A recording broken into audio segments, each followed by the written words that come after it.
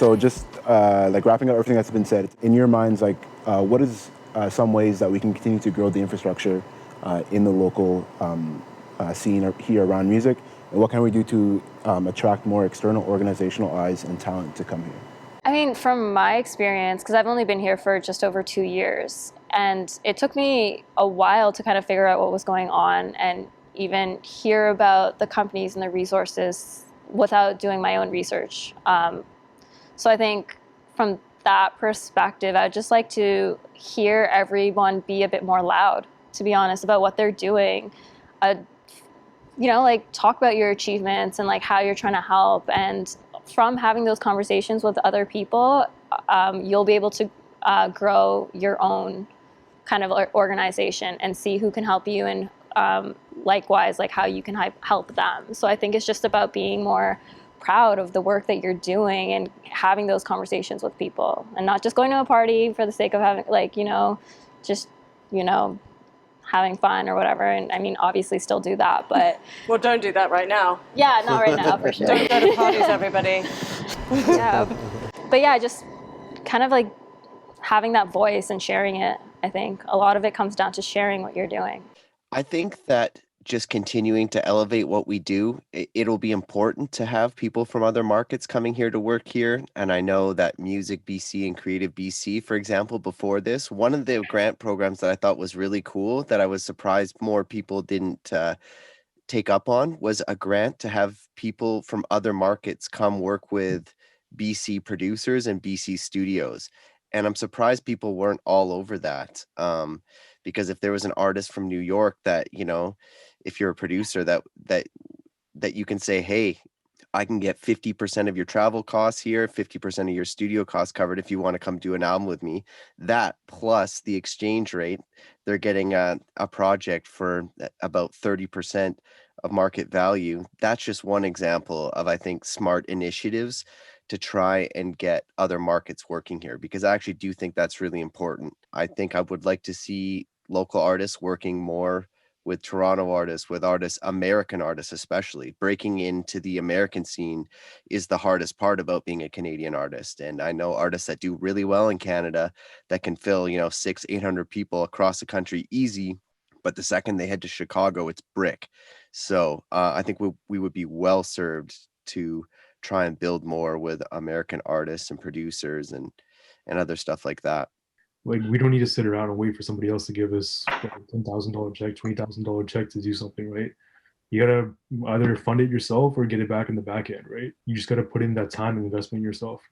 And I think the bigger thing is there's still this fantasy that so many artists here have of like, oh man, I want to get a deal with Sony or Universal, blah, blah, blah. And I'm like, there's times where you don't really need it anymore, depending on what you want to do. Like, I know there's artists here, especially after I guess it's fine, a conversation with from UMG in New York, and he's like, shit, I thought Vancouver was all like white rockers, right? So I think even the perception is still there for us to change, especially when you're talking about like hip hop, R&B, and new age pop, because the second part to that / to play devil's advocate is that the last 4 artists who got signed here, one, they were all white.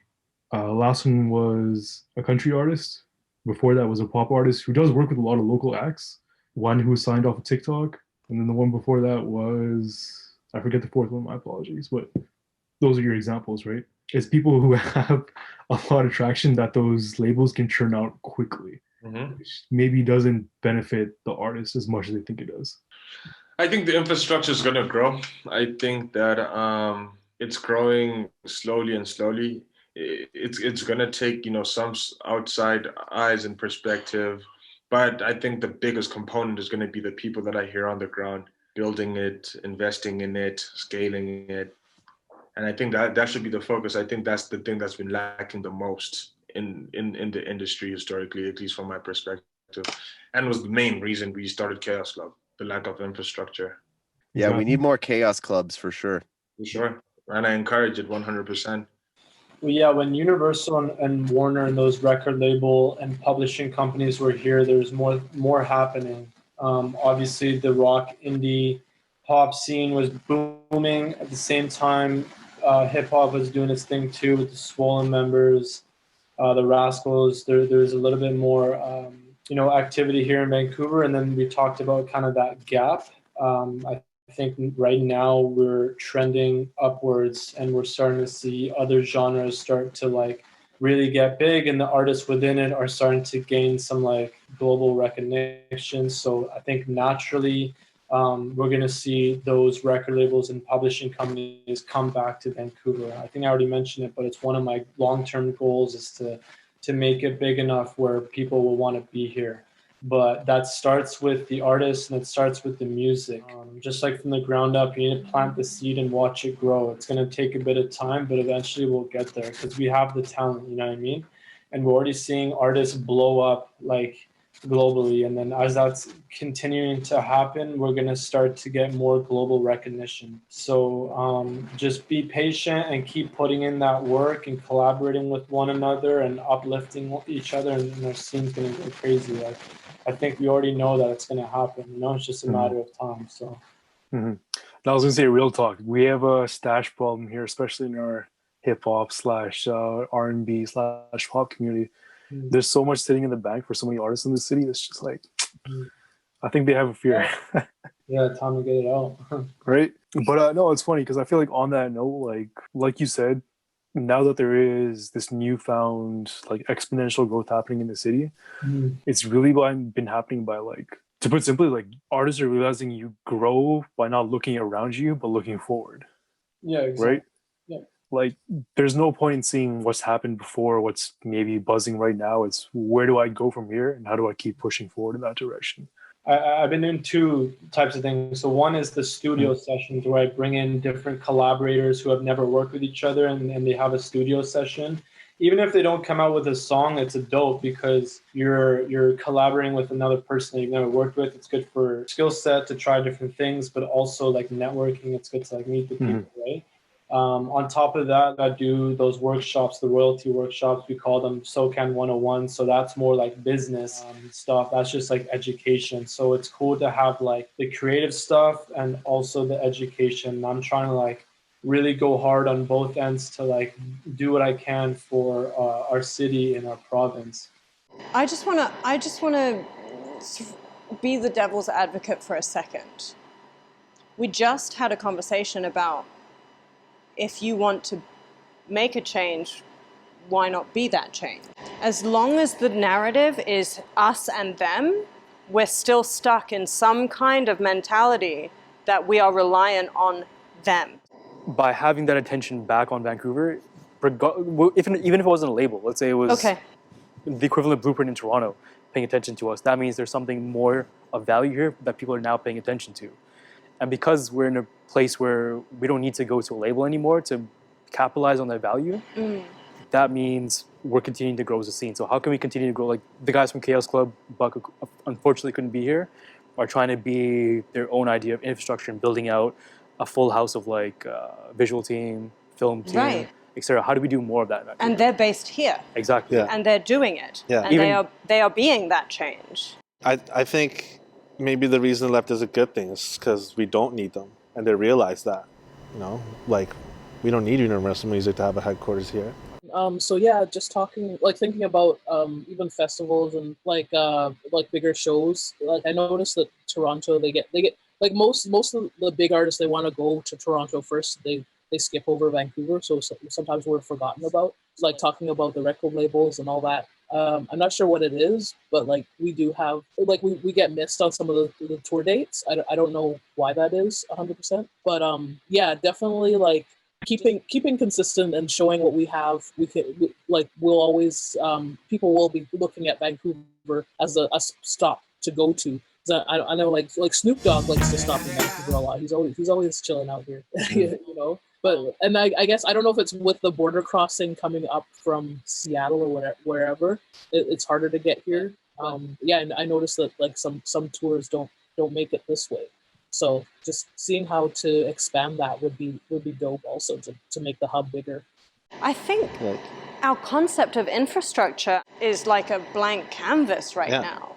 We're in a microtransactional economy. We're in a borderless microtransactional world. that doesn't rely on monolithic society. And we're just coming to terms with that, I think. And, you know, the generation that I grew up in was still very complicit, pandering, subservient.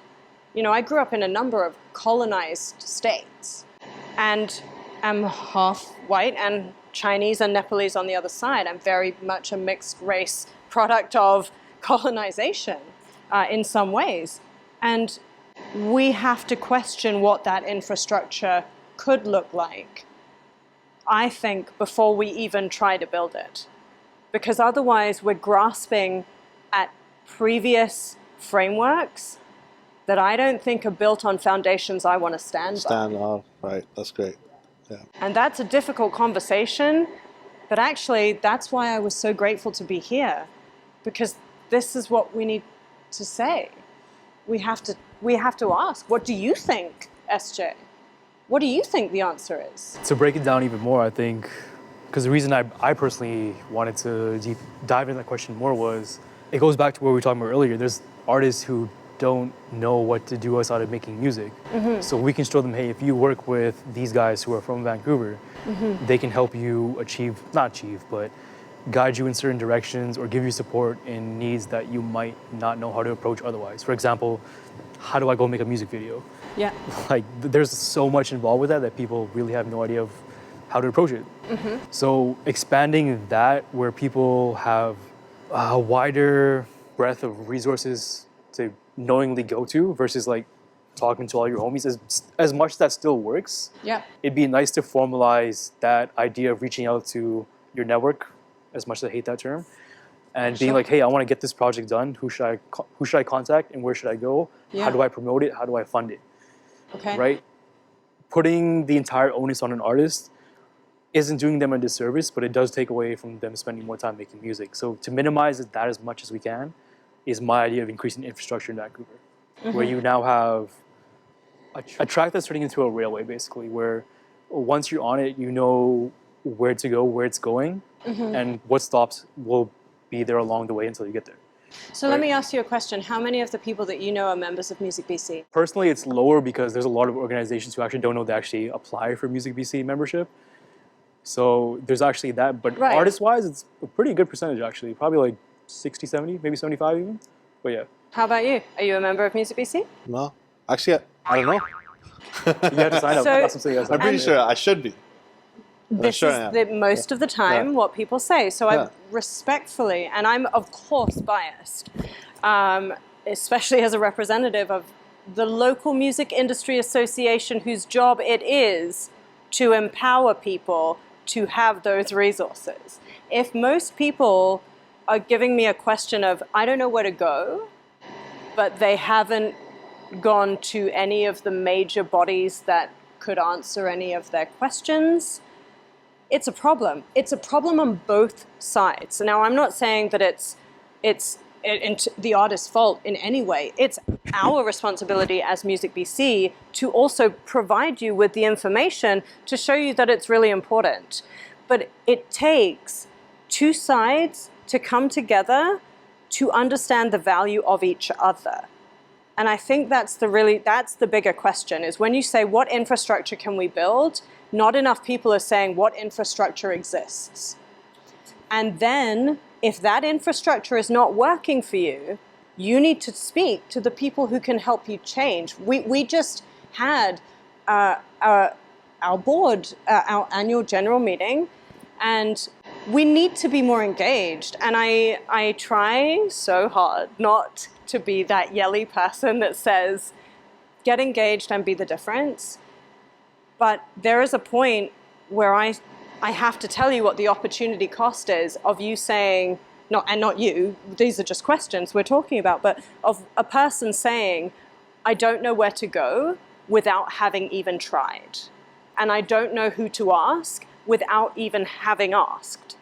Because that, to me, is just lazy. And if you want to be a successful person, I'm sorry, Don't be lazy about that. You gotta put in the work at the end of the day, right? That's what it is. Show up. Right? Show up. Well, I'm actually curious. This is actually me personally asking.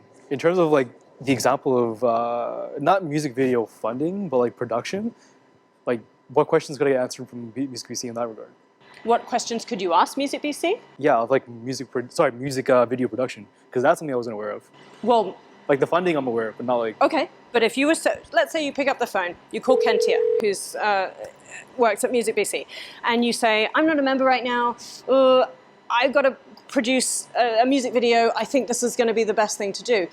Kentia does her job very well, the whole team there do their job very well. They are going to figure out if that's, one, really what you need to do, two, some people that they can point you in the direction of, three, resources that you can look at. Like, for example, when COVID hit, we had a how-to series, 5 weeks of how to set yourself up, how to stream online, how to do all of these things that you can go to immediately to help yourself. It's not MUSICBC's job or anybody's job, for example, like for that matter, to feed you money and feed you opportunities. But that's why I wanted to clarify specifically. Okay. It's not about the funding.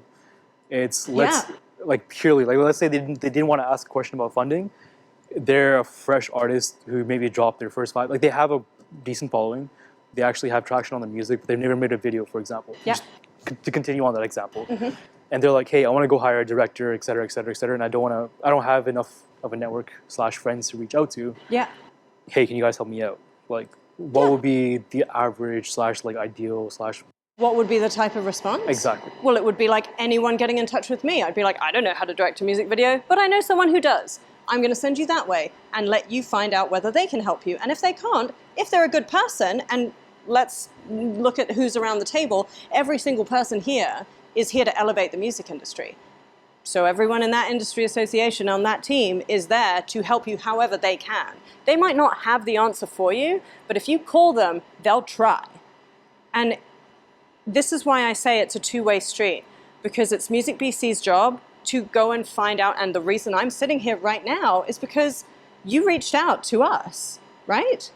Am I right? Yep. Yeah. Okay, good. Just checking. I just turned off. I just walked by and was like, this looks fun.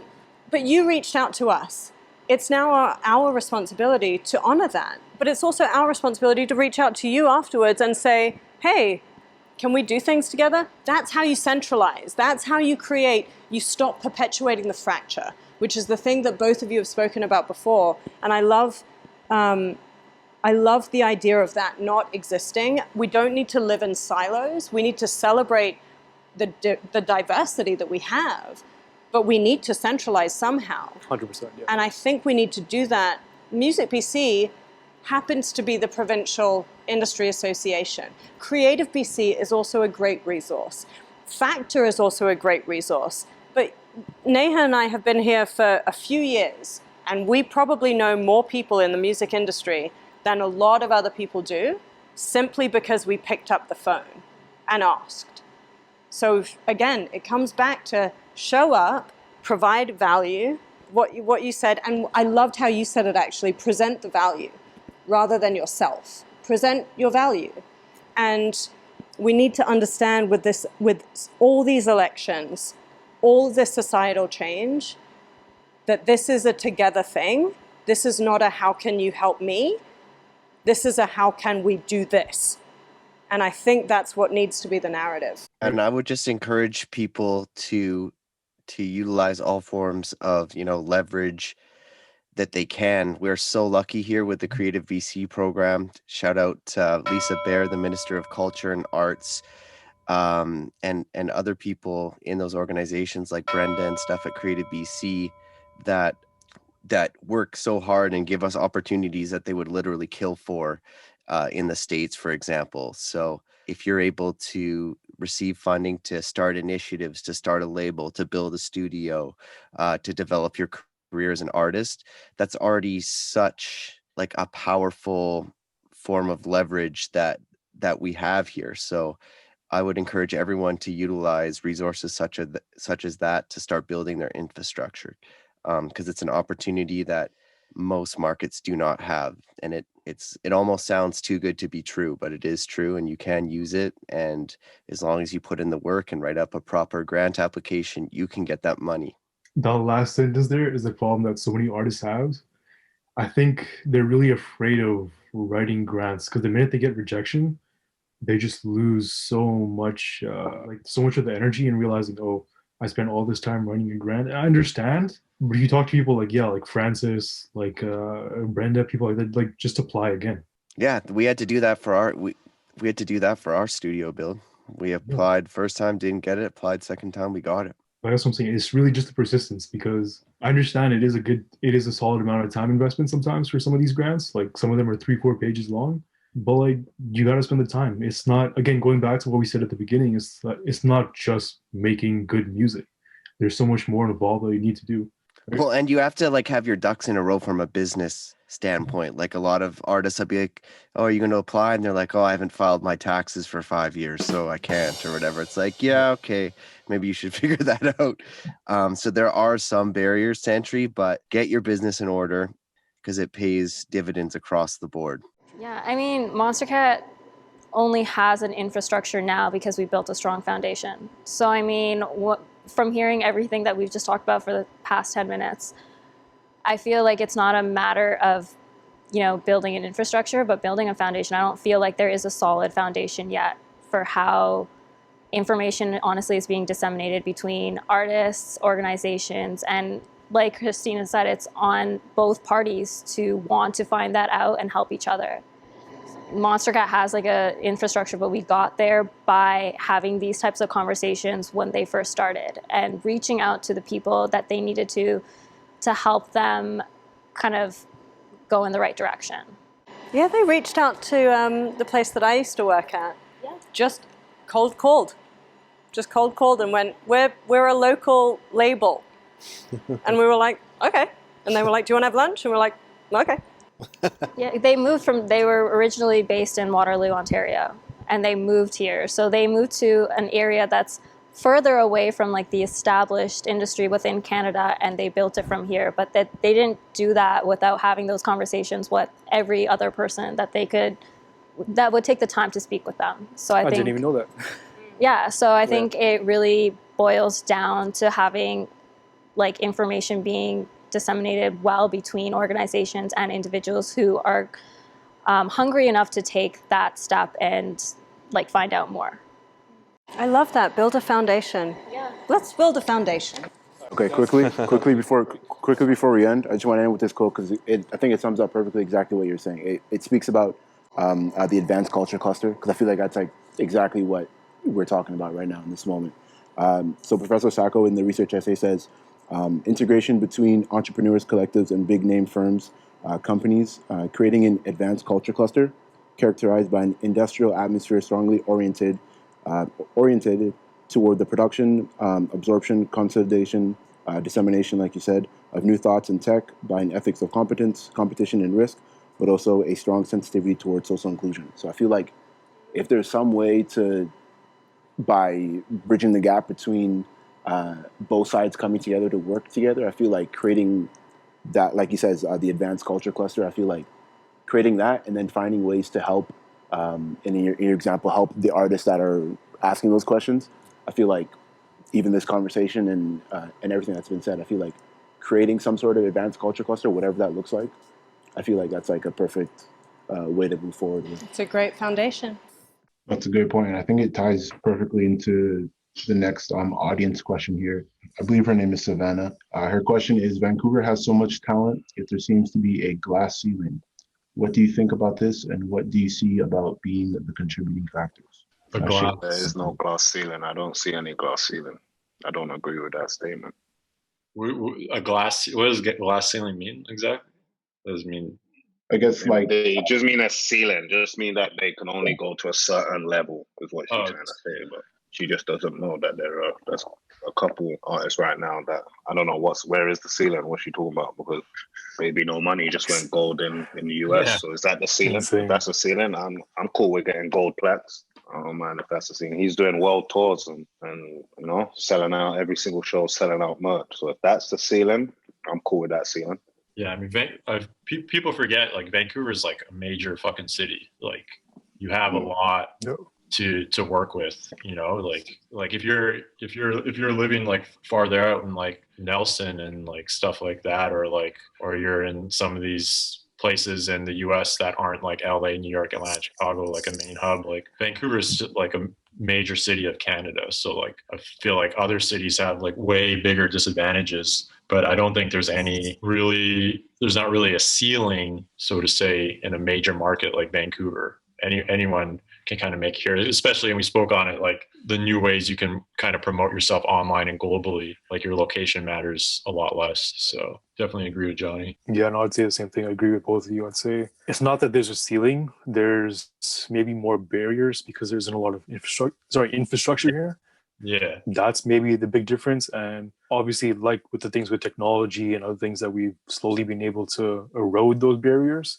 So it's just a matter of time. Like, it's going to get better and better as we go forward. That's the simplest way I can put it. No, like I don't think, yeah, exactly to what's been said. I don't think that there's a ceiling, and like even for me, it's dope when I get to play like the music that I'm fucking with from Vancouver.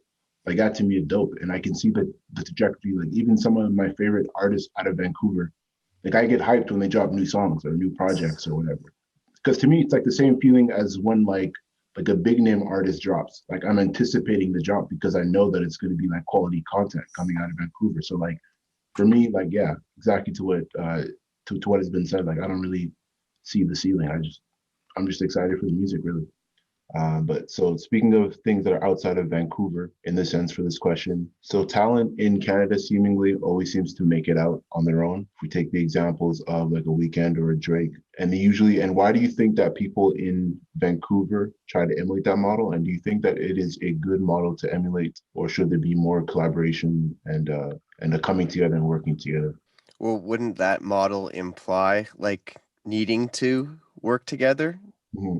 Well, yeah, I mean, and that's why I proposed the question. Like, you think that it is a good model when like the example of being Drake or like a Weeknd when they're blowing up and it seems to be done all by themselves, I guess, but with their team, but like all by themselves and not really picking up anybody else from the city? Or do you think that the idea of collaborating and having multiple people who are all on a consistent level blowing up at the same time, like what is the better model, I guess? Well, I would wager to say that you were only looking at the end result, so we don't know that there wasn't a lot of scaffolding and team building before that happened. All we're seeing is that one person rise. So I'm not sure it's fair to say that it was that was a system based on not supporting or one person's effort. So it would be hard to say as a general rule. I would wager that in the building process there was a lot of collaboration and a lot of helping each other. I can't say for sure, but you can only assume, right? So all we're seeing there is the end result. Good point. Yeah. Good point. Yeah, for sure. I think I agree with Jamie Witz. I think in retrospect, we kind of look at the end goal and it's easy for us to come up with the narrative of how that happened because there's so many gaps that are left that we just kind of fill in the gaps with the simplest thing that we can think of. But I don't think anything can happen in isolation. Like the first time I heard of Drake was on a song he was featured on by, I think the artist's name was Paige or something like that. And it was a remix, right? I haven't heard anything from the main artist in a while, but I think that just kind of goes to show that there were people in the scene in Toronto that had enough of a buzz. And then I heard Drake featured on. That's the first time I ever heard Drake. And then to kind of see what he's done. And I think Drake is a great example of also someone that's put on a lot of people and given the platform, because I feel like, if you are a Drake and you've put Toronto on the map, that enough is collaboration, because that enough gives people platform to be like, oh, okay, we have someone coming out of here. Like, let me also show the world what I can do. It puts enough eyeballs on the city for you to have a chance that you would have otherwise had. And so I think collaboration is a big part of it. And I think in Vancouver, we're starting to see a lot of collaboration. And it's really super inspiring to me just to kind of see that. Very true. Very true. And I think it perfectly segues into the next question I want to ask, because even for all of you here, so we're always the ones taking risks, whether it be creating the content, trying to get live shows done, trying to get people in the right places and stuff like that. But do you think that it's also on the audience member to take that risk to interact with the things that we're trying to promote, whether it be shows or music or things like that? I don't think so, really. I think people have such a choice. Nowadays, like I said, fighting for people's attention is hard. They have so much stimulation of any genre or format that they can take online. So I think it goes back to like a more basic concept, which is just building those grassroots fans that really are interested in you as a person, what you're doing. And if you're an artist that has even like 200 or 300 of these fans that are supporters and are willing to buy those hoodies and, shell out $10 for your album or the merch package, I think the people that have built those kind of fan bases are the ones that are still doing okay, because that core group of fan is willing. I don't think you're going to be able to keep those casual fans, and I don't think it's the responsibility of those casual fans to stick around, because why would they? So it all goes back to building like an organic grassroots, whatever you want to call it, following. Those are the only people I see doing really well during these times. I mean, it's a two-way street, right? At the end, it's like I think after a while putting on shows, it's like you don't want just anybody coming to your show. Like, you want quality audience at your show. You want selective people that you want at your show that fits the context of the work that you're presenting. So it's not about just like cramming as many people or selling as many tickets, because that actually lowers the quality of the event that you're putting on if you have the wrong type of crowd at your show. So I think it's kind of like a two-way street, like you put up, like you get what you put out at the end of the day, so, if you want to run this like hyper capitalism like beast, and, you get, and you want to sell as many tickets, have many, and like have an only profit driven model, you're just going to get like a really shitty quality audience that's going to come to your show and not be very engaged and feel like and treat your art like it's disposable, and in those establishments as artists, you probably feel like you're disposable as artists too, because the next round of young new artists are going to come up and you're just going to be out. So that's why I think it's important to create to use this opportunity to create like a new model for music presentation and community engagement, because audience and cultural producers, we're both accountable to each other, and that's how we can produce work that is quality and that is safe, and that also represents a paradigm shift, which is like much needed.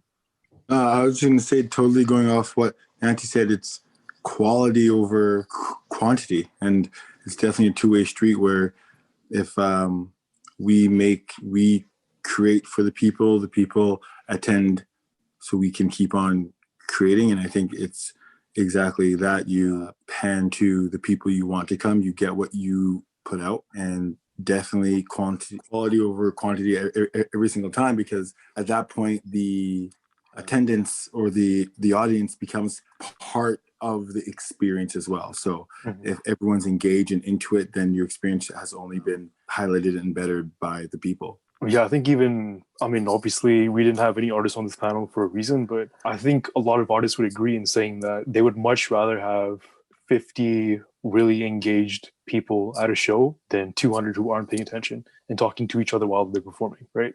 Agreed. Yeah. The way I look at it, I think all of the responsibility falls on the people making the art. I don't think that anyone like the audience has a responsibility to do something, because the way I look at it, it's all about adding value, right? It's people come to shows because they get an experience. People listen to the music because they get an experience so they can connect with something. So it starts off with everyone that's making music, adding enough value, or, capturing the audience and putting out music that's undeniable, that really connects with people in a real way. Because I think my thoughts on it, it's like no one is owed support. I think that that's something that needs to be earned. I think support needs to be earned by making things that connect with people. And obviously that's a very, it's a very broad statement, but at least that's how I look at it, where it's none of the responsibilities on the audience, and it's all about the artists, their teams, the promoters, and whoever else, to really give people a reason to come out there or to support. And I think to an extent, Vancouver has a lot of dope venues, Fortune being one of them, a lot of dope promoters. And I've noticed over the last few years, there's more curation for an event, where it's like an event isn't just having a venue and playing music, but, you know, creating experiences or changing up the vibes or doing something that, you know, you'll remember. And it's not just like another night at that said venue. And so I think that's why people come out. And I think the more we start having like more curated type events, done by artists, done by people in Vancouver, you start bringing out more crowd. You start bringing out different types of crowds that might be interested. An artist and an audience member have become totally different things, because your audience member now is also a creator. Right. In their own right. So our whole paradigm has shifted. And we are at this beautiful entry point now of, you know, we talk about machine learning and we talk about artificial intelligence and automation. And we're at a point where we can embrace that or we can push against it.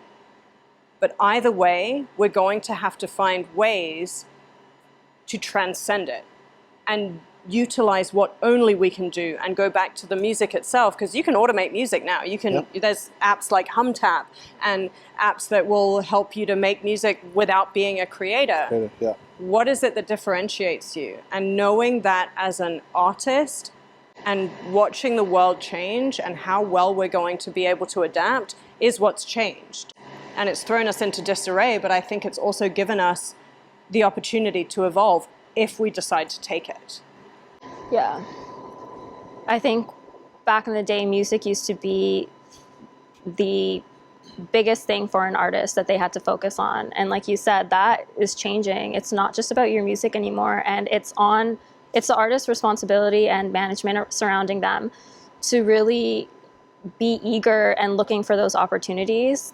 One thing that frustrates me the most is seeing an artist that is turning down a small opportunity because they don't think it's worth their while. It's like, you don't get to do that right now. You know, you're not a Justin Bieber. You know, you have to put the work in and do these little things that will give you a follower or two. And like you said, like in the film industry, they're more willing to do that. And I would love to see small artists really doing that as well.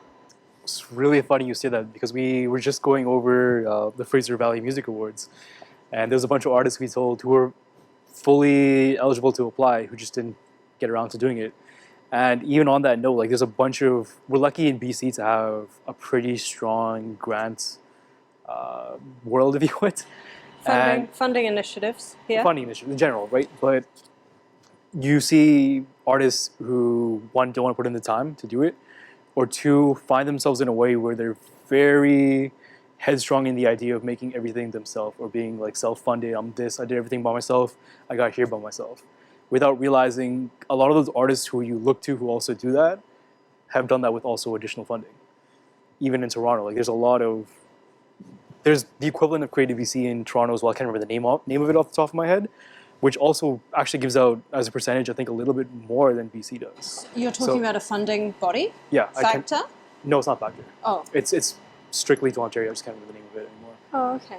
My apologies. But but even on that note, it's crazy because there's also this idea of, this is probably more skewed towards hip hop, but these artists who have brands who are more like close to the street, if you would, who see the idea of getting funding from somewhere else as being less street, and they don't want to have that attached to their name, like, oh, this video was funded by Factor, blah, blah, blah. And that's, I think, something that people still have trouble getting over now. But I would say that, just to piggyback on what has been said, I would say that there needs to be a shift within the artists themselves to understand that, and exactly how you're saying about the acting, comparing the two, it's like, you have to understand that, like you have to know when music is going to become serious for you, or if it's forever going to be the thing you do in your bedroom.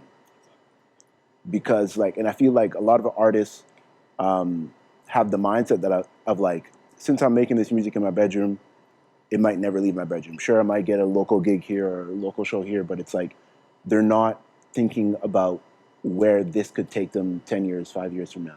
I feel like that shift needs to be made in every artist that is really looking in the direction of music being, whether it be their career or their source of income, or their livelihood, exactly, because I feel like there's some really good artists that just haven't made that shift yet.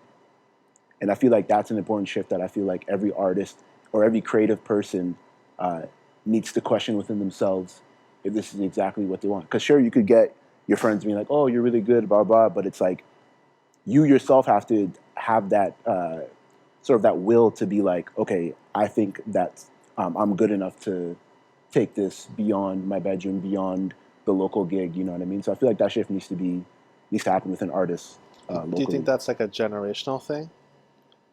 Yeah, I mean, I feel like sure you could chalk it up to like millennials or whatever, but like I feel like it's like inner hunger. Yeah, I feel like it's an inner hunger. I feel like the younger the artists that I work with, the more that's true. That's like, oh well, like I'm just doing this for fun, or you know, or whatever.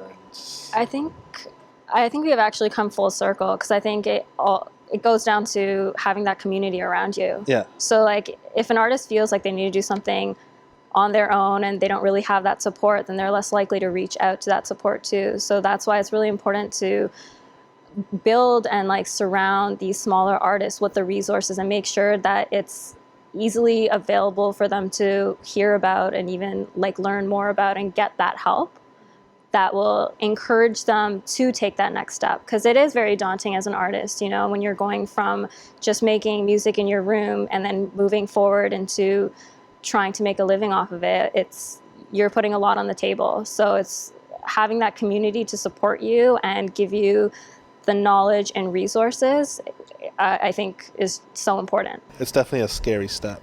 This is where I get on my ranting horse about career pathway visibility. Yeah. And I do agree with everything that has been said so far in this. And Steve, when you talked about it, I fully agree with you, but I also think that we lose so much, and Neha, to your point, we lose so much of our talent to thinking that their job ends after they've made the music, right. or in making the music only. Yeah. You know, so many times I've worked with people who have said, I just want to be an artist. And my response has been, okay, you know, that's great. And they say, but I don't want to do any of the business and I don't want to do any of the other thinking. I just want to sit at home and I want to make my art. And that's amazing. But it's like a dentist saying, I only want to extract molars. You don't get to choose which teeth you pull, guy.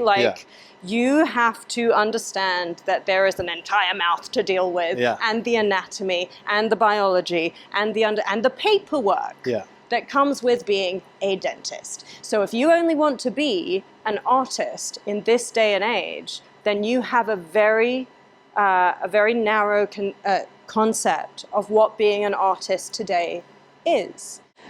What would you prefer? Would you prefer to be an artist who is just writing songs? Because I also say be very careful what you wish for. Some people just want to write all day and they want everyone else to take care of everything else. You'll be told what your cut is. You'll be told what you have to write about. You'll be told how to dress. You'll be told how to live in every single way. Is that your idea of success? And the reality is that's sustainable to some people who cannot do any of those other things. And then you just hope that they do have a great team around them. But when it comes to career pathway visibility and artist empowerment and that community and creating those resources, we need to be responsible as community members to help other people understand that there are so many facets of this industry that can help you to become a better artist. And it's not a one-dimensional answer. Being an artist is not one-dimensional anymore. You've got to be a content creator. You've got to be, you've got to know how to publish your own work or start your own publishing company. And not always, but you have to know and you have to want to be a part of that.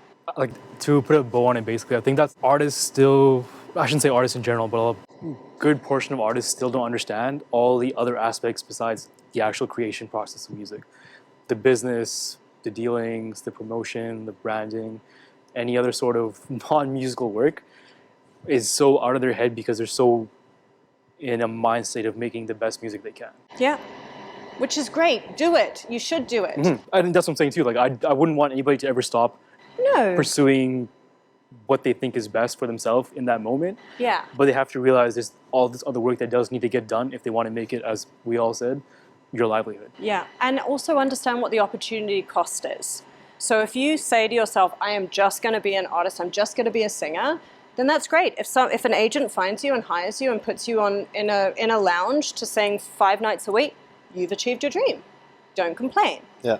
But if you want to do other things, like understand what you're giving up and what power you are letting go of when you make that choice. And you don't have to know how to do it all yourself, but you have to know how to speak that language to those people who can help you.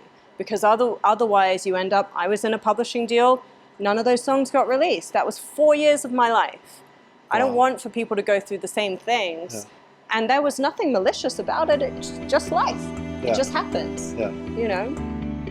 So you can have a team around you to help you, but at the end of the day, you need to understand what that team is doing. Yes. You can't just, let them do their thing while you sit there making music. Like, you need to have at least one ear to what's going on always. Because you'll get screwed over. People are going to screw you over. Or, things just might not work out the way you want it. But you need to have that attention and that knowledge to at least try to keep up. Yeah, and the crazy thing is that actually happens. People think it's like, oh, when you sign a record deal, it's going to happen. No, it happens at every level. But I really am starting to say to people that it's about the journey. And you need to be sustainable through your journey in order to be a thriving artist. Because otherwise, you're spending your time instead of investing it. And if you spend that time, you can't get it back. If you invest it in transferable skill sets, in understanding what your personal strengths are, in embracing the stepping stone jobs that you have to take that are hopefully within that same industry that strengthen and fortify your art and your ability to continue to create that art, then you've already succeeded. And every step of your way is a success. And you being in your bedroom might be the most successful for where you are at right now. And you might be more successful than that person who's given it all up and tried to do it full time and is now suffering mentally and physically and in so many other ways, so much that they stop making their art because then they have to survive. So learn how to thrive at this point and give yourself the best opportunity and understand that that bedroom is still a success. It's managing your own expectations a lot of the time, I think. All right, so the next question is, do you think that there is, just based off like what we were just talking about too exactly, do you think that there is a lack of mutual knowledge and coordination between different cultural institutions? And does this lead to an impotence in the emergence of shared cultural identity of the city? I guess, Denise, if you don't mind taking that one, you were already talking a bit about it anyway. Oh, yes. Yeah, I wrote a little something after I read the question too. So I was like, there has to be like stretching out to include others, like and a lot of collaboration is being stifled when the outer community doesn't feel that they're supported, including in on weekly or monthly events. Yeah, like I was like, my idea there was basically kind of what I said earlier, just like a lot of the same people are getting a lot of the grants, and I don't know why that is. Like, I do get it. Like, people know the people who are accepting or reading the grants. They're like, oh, okay, I know that person. I've been to their show, so I know what it is. Like, there's not really any back research done too, because like I was saying, just restructuring everything would help, because like putting an Indigenous person on the Sound On board. Then more diverse shows would show up. So if like there were more Indigenous people on the Sound On, we'd see more Indigenous curation out of like some of the rounds. I watched the Native Pop Festival. That was really cool.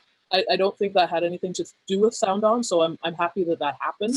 I'm just saying that there should be more, because there are so many other artists. Like, even when I was watching the Indigenous Festival, there were a lot of artists that were missed in Vancouver that could have been on it, even though it was a 2-day festival. So, and then if Vancouver did just a focus on like, maybe if there's a Black History time, we could focus on some Black artists strictly in Vancouver. That would be amazing too. I'm always pushing for that. with my radio show, I'm always like I do an annual month for Black History Month where I'll focus on only Canadian artists.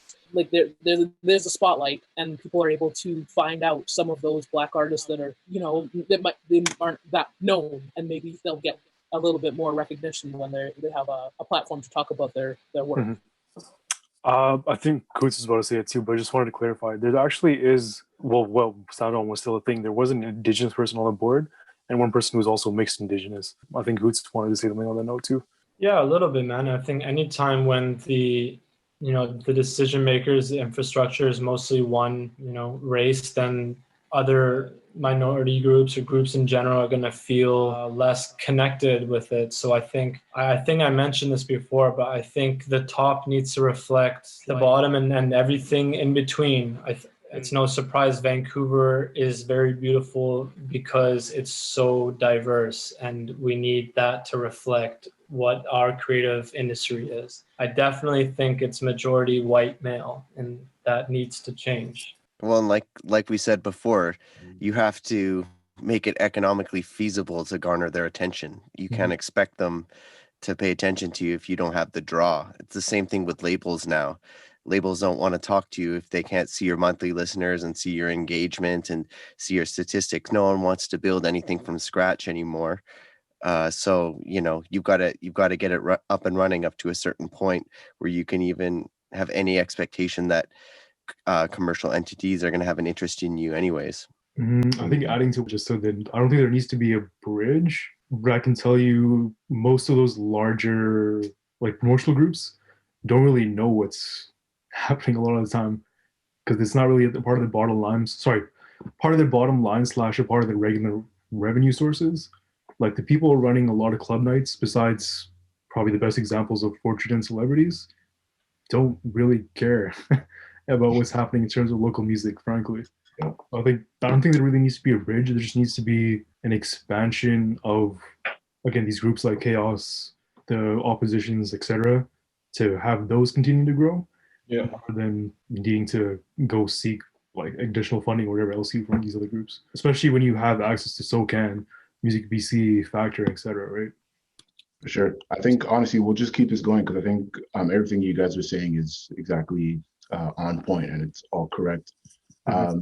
And clearly, like you guys have all said, there's clearly like a disconnect between like the bigger organizations and the people on like the ground level and the people doing the work that we're doing. But like, do you guys think that if the opportunity arises to be placed in positions in the bigger companies, would you take that position, or would you continue doing what you're doing now and then let that be the change, or would you want to be put in a position in a bigger company to make the change?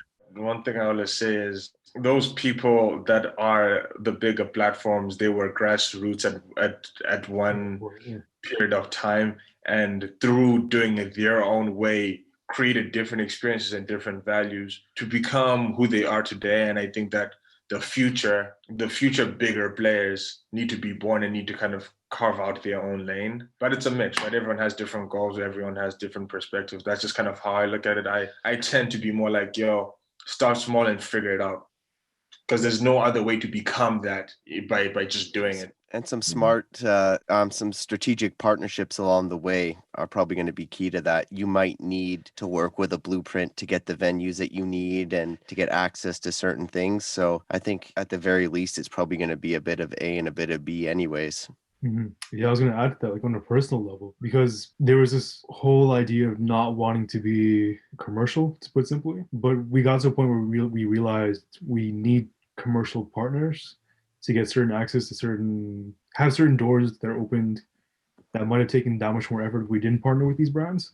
And especially with groups like locally, you look at Broadband TV / Opposition, you look at Brody with his attachment to Lyrical Lemonade, things like that. Like, I definitely think, like you said, strategic partnerships are the best way to move about in growing your brand / identity than going to work for another brand, I think. Because the minute you work for one, you also have less free control and less ability to basically throw shit at the wall and see if it sticks, right? You can't really do that with a commercial brand. With us, like, shit, we did a party in a house.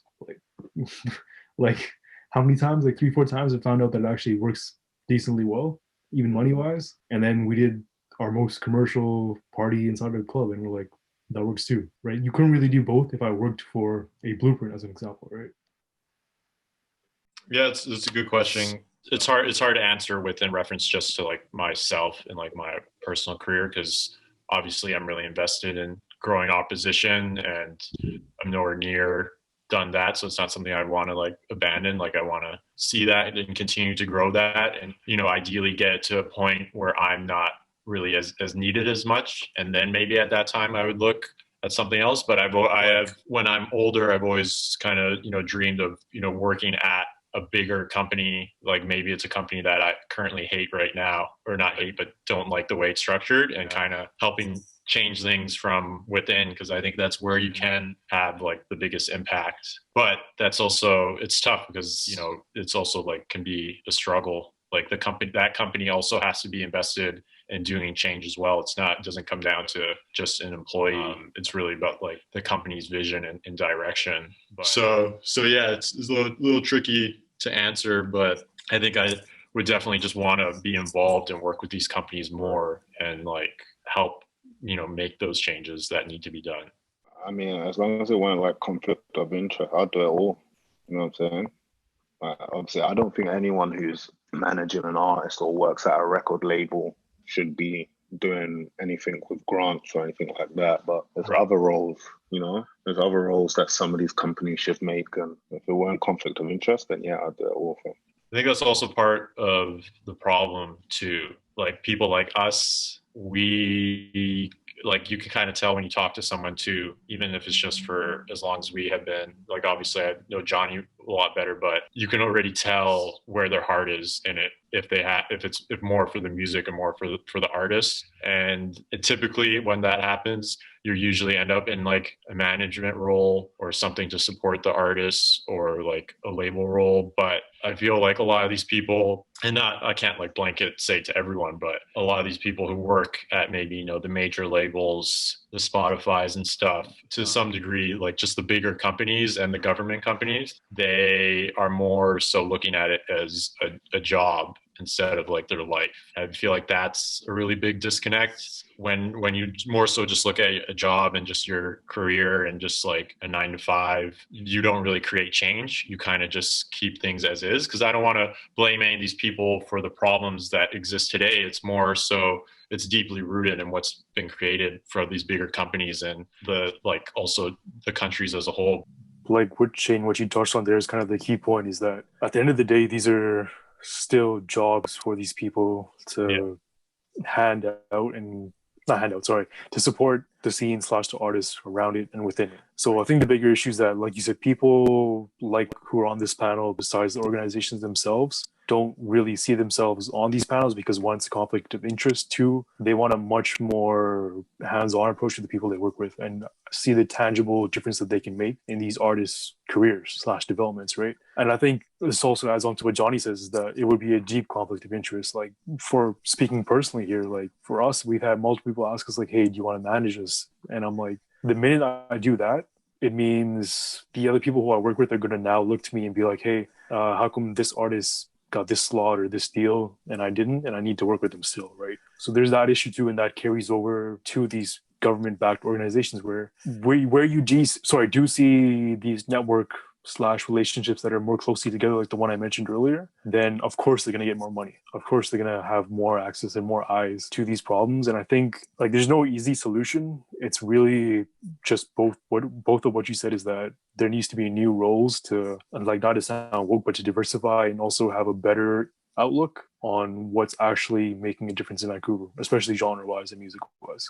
Yeah, I feel like if you really want to make change, you have to kind of dedicate your life to it, your passion to it. You have to have like a strong passion and really care about the music and the artists. Otherwise, you're just going to be another pawn in the game, I feel like. In the evening, baby, please don't leave. When the leaves turn green, in the season free, in the eve she's Eve. Don't you give this away, ay. What do I have to say, ay?